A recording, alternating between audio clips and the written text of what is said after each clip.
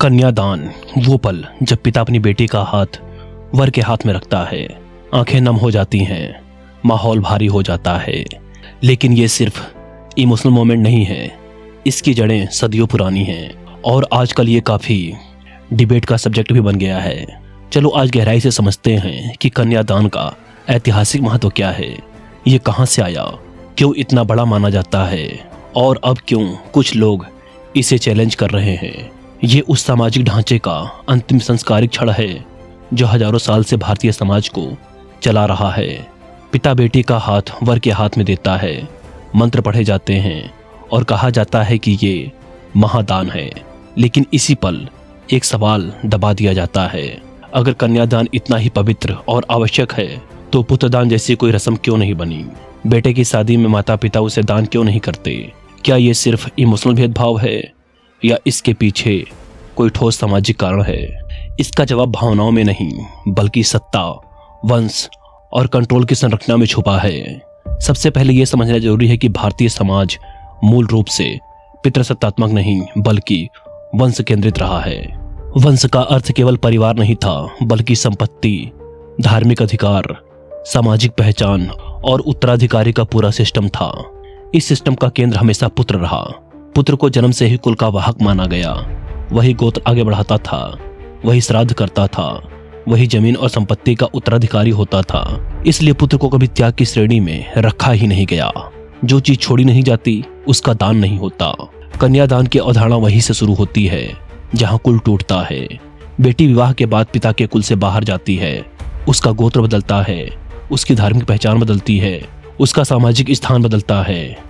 लेकिन यह बदलाव पुत्र के जीवन में कभी नहीं होता, इसलिए कन्यादान बना, पुत्रदान नहीं। यहाँ एक बात समझनी होगी, कन्यादान का मूल भाव प्रेम नहीं हस्तांतरण है। पिता ये घोषित करता है कि अब ये स्त्री उसके कुल की जिम्मेदारी नहीं है, अब उसकी सुरक्षा, नियंत्रण, यौन अधिकार और संतान की वैधता पति के अधिकार क्षेत्र में है। ये बात आज असहज लग सकती है लेकिन ऐतिहासिक सच्चाई यही है। अब शास्त्रों की बात करें तो अक्सर कहा जाता है कि कन्यादान वेदों में लिखा है, लेकिन ये आधा सच है। वेदों में विवाह का वर्णन है लेकिन कन्यादान जैसी रस्म का स्पष्ट उल्लेख नहीं है। वैदिक काल में विवाह सहमति आधारित था और स्वयंवर इसका प्रमाण है। स्त्री अपने लिए वर चुनती थी, वहां दान का विचार प्रमुख नहीं था। कन्यादान का धार्मिक रूप मुख्य रूप से गृह सूत्रों और मनुस्मृति के दौर में आया। मनुस्मृति में स्त्री को जीवन भर पुरुष संरक्षण में रहने वाला बताया गया।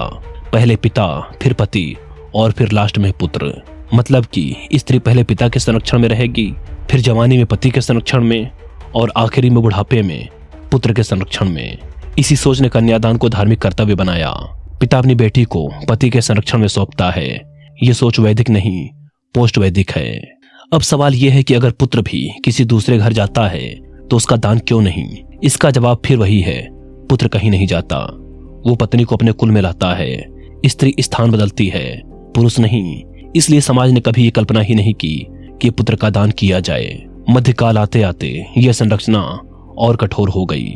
बाल विवाह बढ़े, महिलाओं की सोशल इंडिपेंडेंसी घटी और दहेज जैसी प्रथाएं उभरी। इस दौर में कन्यादान को पुण्य का दर्जा दिया गया ताकि पिता अपनी बेटी को सौंपने को त्याग माने, ना कि मजबूरी। ये एक मनोवैज्ञानिक ढाल थी। समाज ने पिता को यह विश्वास दिलाया कि वो कुछ खो नहीं रहा बल्कि धर्म कमा रहा है।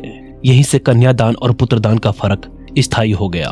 पुत्र परिवार की संपत्ति था और बेटी परिवार की जिम्मेदारी, और जिम्मेदारी को सौंपने को ही दान कहा गया। अब ध्यान दो, कन्यादान का मतलब कभी भी बेटी को बराबरी देना नहीं था। इसका मतलब था बेटी को नियंत्रण से मुक्त करना नहीं बल्कि नियंत्रण बदलना था, पिता से पति तक। यही कारण है कि विवाह के बाद बेटी के फैसले, उसकी स्वतंत्रता और उसकी पहचान पति के कुल से जुड़ जाती है।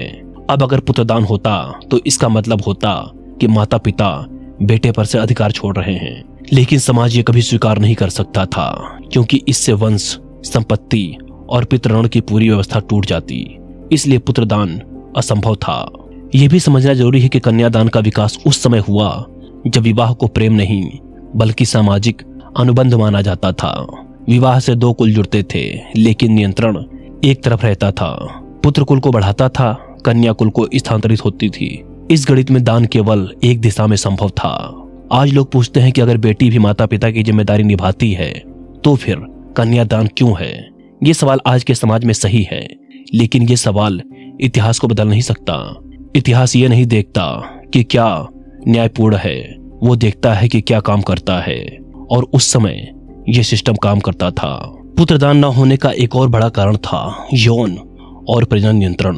विवाह के बाद संतान किस कुल की मानी जाएगी, ये बहुत महत्वपूर्ण था। कन्यादान के माध्यम से यह स्पष्ट किया जाता था कि संतान अब पति के कुल की होगी। पुत्रदान करने से यह गणित उल्टा हो जाता था, जिसे समाज कभी एक्सेप्ट नहीं करता।